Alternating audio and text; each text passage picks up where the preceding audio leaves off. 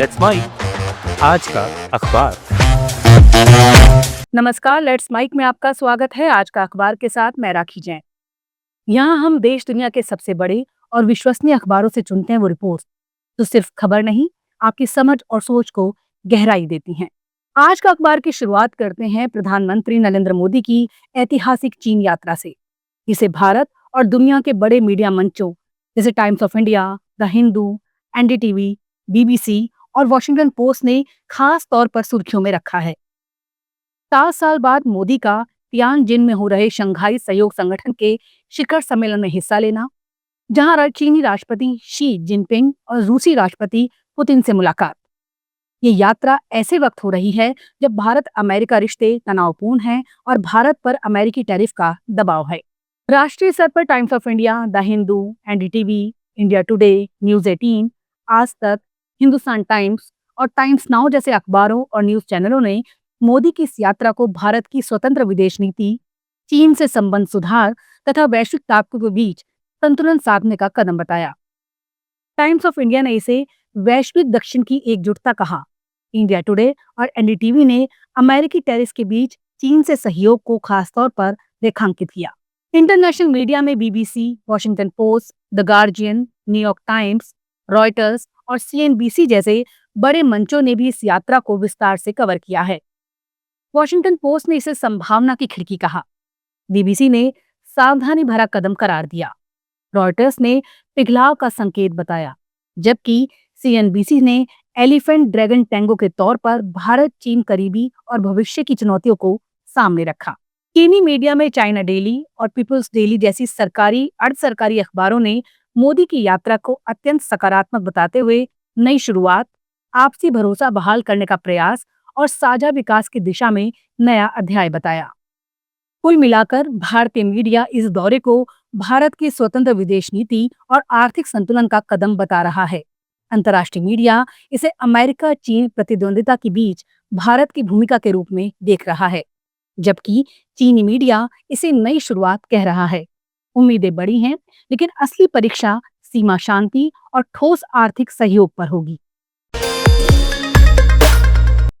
The New York times में छपे एक लेख में ट्रंप और मोदी की दोस्ती और फिर उसमें आई दरार पर विस्तार से चर्चा की गई है। लेख कहता है, कुछ साल पहले तस्वीर बिल्कुल अलग थी। हाउडी मोदी और नमस्ते ट्रंप जैसे भव्य कार्यक्रमों में दोनों नेताओं ने मंच साझा कर दुनिया को यह संदेश दिया था कि भारत और अमेरिका अब नजदीक आ चुके हैं। ट्रंप और मोदी की निजी समझदारी को उस दौर में द्विपक्षीय रिश्तों की सबसे बड़ी ताकत माना जाता था, लेकिन अब वही रिश्ता दूरी और अविश्वास में बदल गया है। वजह कई हैं।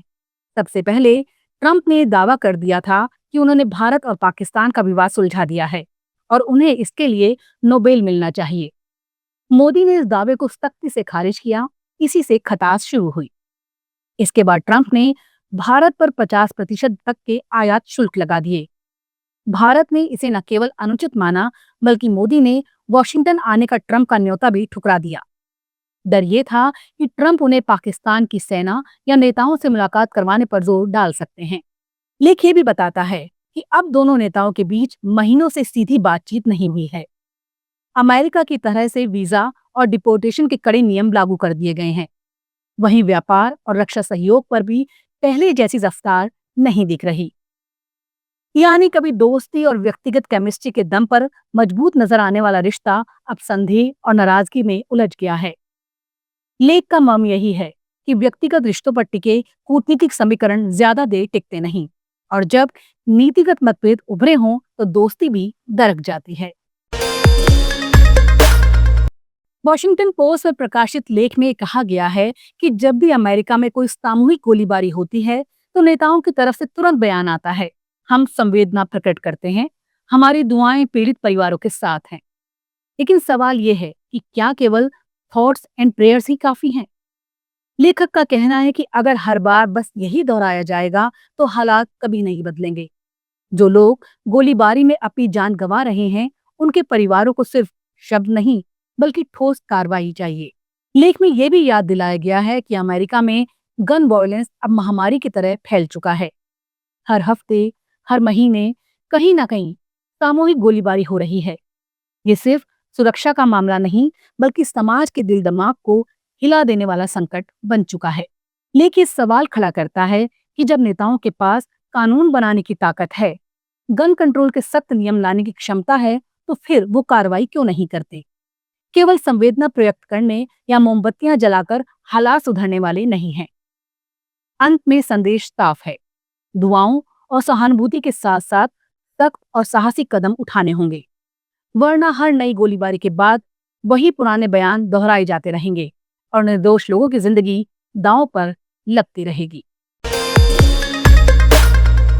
द गार्जियन में प्रकाशित संपादकीय में इंग्लैंड के मशहूर नाटककार क्रिस्टोफर मार्लो की चर्चा की गई है। कहा गया है कि मार्लो, जिन्हें शेक्सपियर के बाद सबसे बड़ा नाटककार माना जाता है, आज अपनी रचनाओं से ज्यादा अपनी रहस्यमयी मौत के लिए याद किए जाते हैं। उनके प्लेज कभी थिएटरों की शान हुआ करते थे, मगर अब सिर्फ कभी कभार ही मंचित होते हैं। इस साल लंदन में एक नया नाटक बॉर्न विद टीथ आ रहा है, जिसमें मार्लो और शेक्सपियर दोनों को दिखाया गया है। इसमें एक कल्पना भी है कि दोनों ने मिलकर हेनरी II के हिस्से लिखे होंगे। शायद निजी रिश्ते भी रहे हों और यहाँ तक कि शेक्सपियर का हाथ मार्लो की हत्या में रहा हो। भले ही सब कल्पना हो, लेकिन इससे साफ है कि मार्लो का जीवन आज भी रहस्य और आकर्षण से भरा माना जाता है। संपादकीय का असली सवाल ये है कि क्या हम मार्लो को आज भी साहित्य की उसी चमक के साथ याद करते हैं? शेक्सपियर आज भी स्कूलों और थिएटरों में पढ़ाए खिलाए जाते हैं, मगर मार्लो धीरे धीरे हाशिए पर चले गए हैं। नेशनल थिएटर ने तो पिछले 12 साल से उनका कोई नाटक मंचित ही नहीं किया। गार्जियन कहता है कि 2 कदम उठाने जरूरी हैं। पहला, मार्को के प्लेस को स्कूलों और थिएटरों में दोबारा पढ़ाया और खेला जाए। दूसरा, उन्हें सही मायने में सम्मान दिया जाए, जैसे उनकी मौत के स्थान पर कोई स्थायी स्मारक बने। अभी तो उनकी याद महज एक कब्रगाह की दीवार पर लगी छोटी सी पट्टी तक सिमटी है, जो अक्सर टूटी फूटी हालत में रहती है। कुल मिलाकर ये संपादकीय हमें याद दिलाता है कि इंग्लैंड का ये महान नाटककार सिर्फ अपनी रहस्यमयी मौत के किस्सों तक सीमित ना रह जाए, बल्कि उसकी रचनाएं और योगदान भी आने वाली पीढ़ियों तक पहुंचे और उसे वो सम्मान मिले जिसका वो हकदार है। अल जजीरा में प्रकाशित लेख में बांग्लादेश के छोटे से गांव वेस्ट सोनातला की कहानी बताई गई है। यहाँ अखबार तो छोड़िए, जानकारी और खबरें भी मुश्किल से पहुंच पाती हैं। ऐसे हालात में हसन परवेज नाम के मजदूर ने अपने गांव और आसपास के इलाकों की आवाज उठाने के लिए एक अनोखा कदम उठाया। एक हस्तलिखित अखबार शुरू किया, जिसका नाम है अंधर मानिक, यानी अंधेरे का हीरा, और साथ ही पास की नदी का नाम। हसन दिन में कभी मछली मंडी में मजदूरी करते हैं, कभी ईंट भट्टे पर, लेकिन साथ ही हर 2 महीने में अपने घर से ये अखबार निकालते हैं। इसमें उनकी टीम गांव के किसान, दर्जी, शिक्षक और मजदूर जैसे लोग हैं, जो अपनी समस्याएं और कहानियां लिखकर भेजते हैं। सब कुछ हाथ से लिखा जाता है, फिर फोटोकॉपी करके लगभग 300 प्रतियां गांव और आसपास के इलाकों में मुफ्त बांट दी जाती हैं। लेख बताता है कि इस अखबार ने सचमुच बदलाव भी लाए हैं। जैसे एक महिला जिसकी बाढ़ में झोपड़ी बह गई थी, उसकी कहानी छपने के बाद विदेशों से मदद आई और उसे नया घर मिल गया। एक बच्चे के परिवार को भी अखबार में खबर छपने के बाद सरकारी मदद मिली। यानी इस अखबार ने गांव वालों की अनसुनी तकलीफें दुनिया तक पहुंचाई और उम्मीद भी जगाई। संपादकीय टीम में महिलाएं भी हैं, जो विशेषकर औरतों और बच्चों की छिपी तकलीफों को उजागर करती हैं। उनके मुताबिक जब बाकी दुनिया उन्हें भूल चुकी थी, तब अंधर मानिक ने उन्हें आवाज दी। अल जजीरा इस लेख के जरिए ये बताना चाहता है कि दुनिया से कटे इन इलाकों में लोग कैसे अपनी किस्मत खुद लिख रहे हैं। ये अखबार भले हाथ से लिखा हो, लेकिन ये अपने गांव के लिए किसी रोशनी से कम नहीं है। जैसा कि गांव के एक बुजुर्ग ने कहा, हसन ही हमारा अंधर मानिक है, अंधेरे में चमकता हुआ हीरा। आज का अखबार में फिलहाल इतना ही। देखते रहिए, सुनते रहिए लेट्स माइक। नमस्कार। आप सुन रहे थे let's mike more than radio. Follow कीजिए हमें हमारे सोशल मीडिया प्लेटफॉर्म्स पर।